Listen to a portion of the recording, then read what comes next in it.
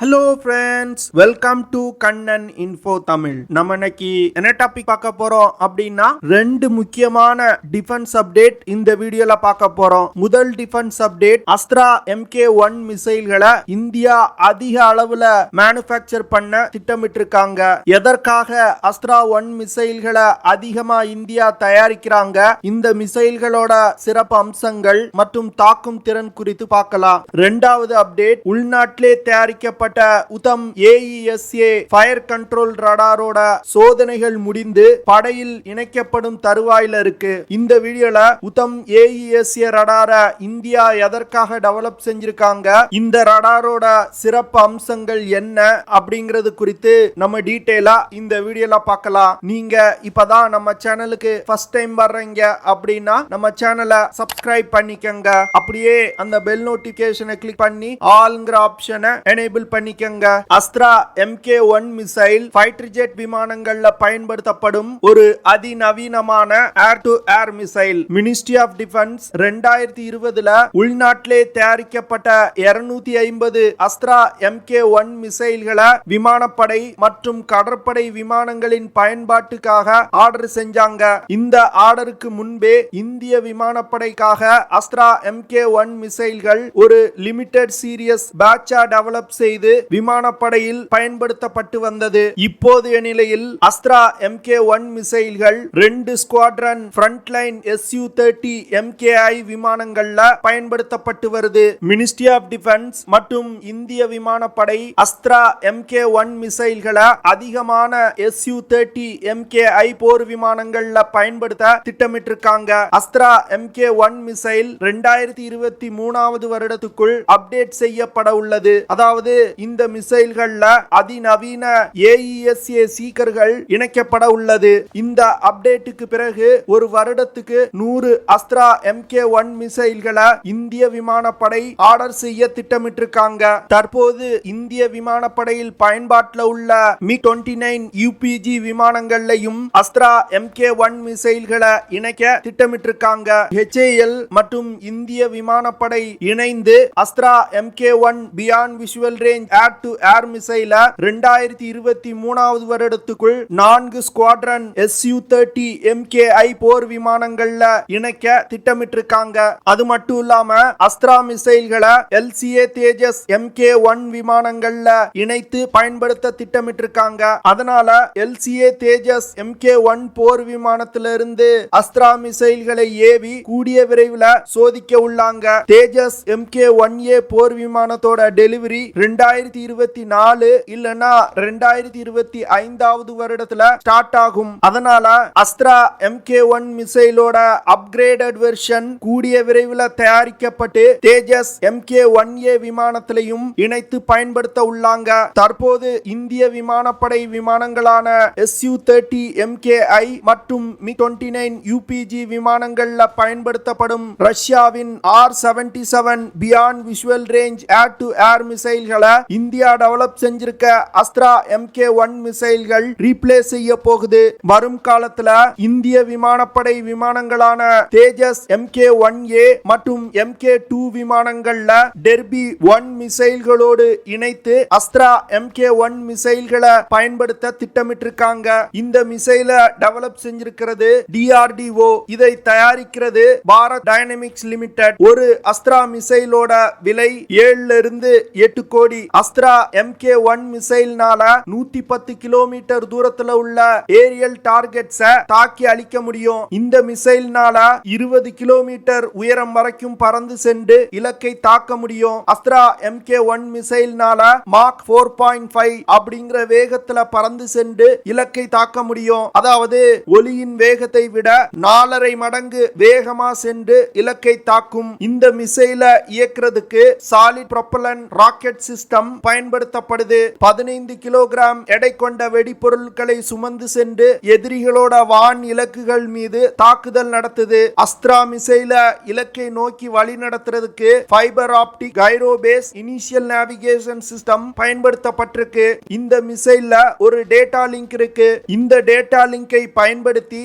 Missile இலக்கை நோக்கி பயணித்துக் கொண்டிருக்கும் பொழுது டார்கெட்ஸை மாத்த முடியும். அது மட்டும் இல்லாம அஸ்ட்ரா மிசைல் டார்கெட்டை நெருங்கும் நெருங்கும் போது மிசைலோட இறுதி கட்டத்துல ஆக்டிவ் ரடார் ஹோமிங் சிஸ்டம் பயன்படுத்தப்படுது. இது போன்ற 2 கைடிங் சிஸ்டங்கள் இந்த மிசைல்ல பயன்படுத்துறதுனால இந்த மிசைல் இலக்கை மிக துல்லியமா தாக்குது. அஸ்ட்ரா mk1 மிசைல் தவிர 160 கிலோமீட்டர் தாக்குதல் வரம்பு கொண்ட அஸ்ட்ரா mk2 மற்றும் 350 கிலோமீட்டர் தாக்குதல் வரம்பு கொண்ட அஸ்ட்ரா mk3 அப்படிங்கிற 2 மிசைல்களை இந்தியா டெவலப் செஞ்சு வந்துட்டு இருக்காங்க.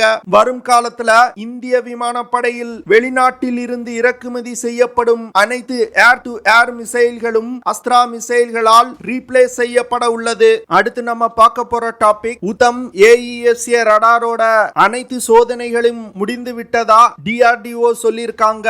உத்தம் aesa ரடார் உள்நாட்டிலே தயாரிக்கப்பட்ட முதல் airborne active electronically scanned array radar. இந்த ரடார்கள் ஃபைட்டர் ஜெட் விமானங்கள்ல பயன்படுத்துவதற்காக பிரத்யேகமா உருவாக்கப்பட்டிருக்கு. இந்த ரடாரை டெவலப் செய்தது electronics and radar development establishment அப்படிங்கிற அமைப்பு.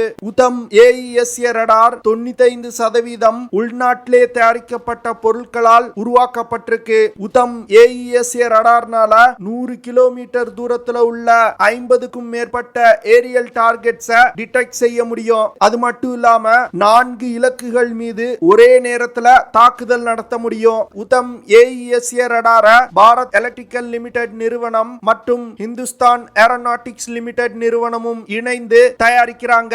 இந்த ரடார் முதல்ல 2017 வருடம் அறிமுகப்படுத்தப்பட்டது. உத்தம் ரடார் ஒரு solid state aesa radar. Uttam aesa ரடார்னால ஒரே நேரத்துல ஒன்றுக்கும் மேற்பட்ட ஆபரேஷன்களை கேரி அவுட் செய்ய முடியும். இந்த ரடார்னால சைமல்டேனியஸா மல்டி டிராக்கிங் மற்றும் என்கேஜ்மெண்ட்டும் செய்ய முடியும். சமீபத்துல இந்திய விமானப்படை HAL இடம் 83 தேஜஸ் mk1a போர் விமானத்துக்கான ஆர்டரை பிளேஸ் பண்ணாங்க. இந்த ஆர்டரோட முதல் 20 தேஜஸ் mk1a போர் விமானத்துல இஸ்ரேல் நாட்டால் தயாரிக்கப்பட்ட எல்டாஸ் ELM-2052 aesa ரடார் பயன்படுத்தப்பட உள்ளது. அதற்கு பிறகு மீதமுள்ள 63 ஃபைட்டர் ஜெட்ல Uttam mk1 aesa fire control radar பயன்படுத்தப்பட உள்ளது. உத்தம் aesa ரடாரை ஏற்கனவே 2 லிமிடெட் சீரியஸ் LCA தேஜஸ் விமானத்துல இணைத்து பயன்படுத்தி வர்றாங்க.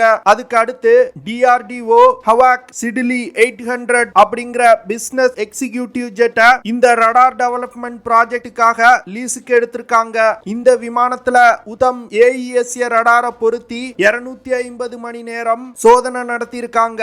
சமீபத்துல electronics and radar development establishment Uttam ரடாரோட அப்டேட்டட் வெர்ஷனான உத்தம் mk2 ரடாரை டெவலப் செய்து முடிச்சிருக்காங்க. இந்த ரடார் தேஜஸ் mk2 போர் விமானத்துல பயன்படுத்துவதற்காக டெவலப் செய்யப்பட்டிருக்கு. இந்த ரடார் கூடிய விரைவில் அனைத்து சோதனையும் முடித்து 2022 இருந்து 2023 வருடத்துக்குள் லான்ச் செய்யப்படும். அதாவது தேஜஸ் mk2 போர் விமானத்தை லான்ச் செய்வதற்குள் உத்தம் aesa ரடாரோட mk2 வெர்ஷன் லான்ச் செய்யப்படும். அடுத்து இந்திய விமானப்படையில் பயன்பாட்டில் இருந்து வரும் Su-30 mki போர் விமானத்தை சூப்பர் சுகோய் அப்படிங்கிற ப்ராஜெக்ட் மூலமா அப்டேட் செய்ய போறாங்க. அப்படி அப்டேட் செய்யும் பொழுது ஏற்கனவே பயன்பாட்டில் உள்ள ரஷ்ய ரடார்களை ரீப்ளேஸ் செஞ்சுட்டு உத்தம் aesa ரடாரோட mk3 வெர்ஷனை அதுல இணைக்க போறாங்க. உத்தம் mk3 ரடாரும் கூடிய விரைவில் டெவலப் செய்து முடிக்கப்பட உள்ளது. உத்தம் 2 மற்றும் உத்தம் 3 aesa ரடார்ல gallium nitrate wide band gap செமிகண்டக்டர்கள் பயன்படுத்தப்பட உள்ளது. அடுத்து இந்திய கடற்படைக்காக டெவலப் செய்யப்பட்டு வரும் டெட்பஃப் விமானங்கள்ல பயன்படுத்துவதற்காக ஒரு ரடாரை DRDO டெவலப் செஞ்சு வர்றாங்க. இந்த ரடார்கள் கடல் பகுதியில் உள்ள டார்கெட்டுகளை கண்டுபிடிப்பதற்காகவே பிரத்யேகமா டெவலப் செய்யப்பட உள்ளது. அடுத்து electronics and radar development establishment India உருவாக்கி வரும் 5ஆம் தலைமுறை விமானமான AMCA போர் விமானத்துல பயன்படுத்துவதற்கு ஆக்டிவ் எலக்ட்ரானிக்கலி ஸ்கேன்ட் அரே ஆண்டனாக்களை டெவலப் செஞ்சு வர்றாங்க. இது போன்ற பல ரடார் சிஸ்டங்களை electronics and radar development establishment develop செஞ்சு வந்துட்டு இருக்காங்க.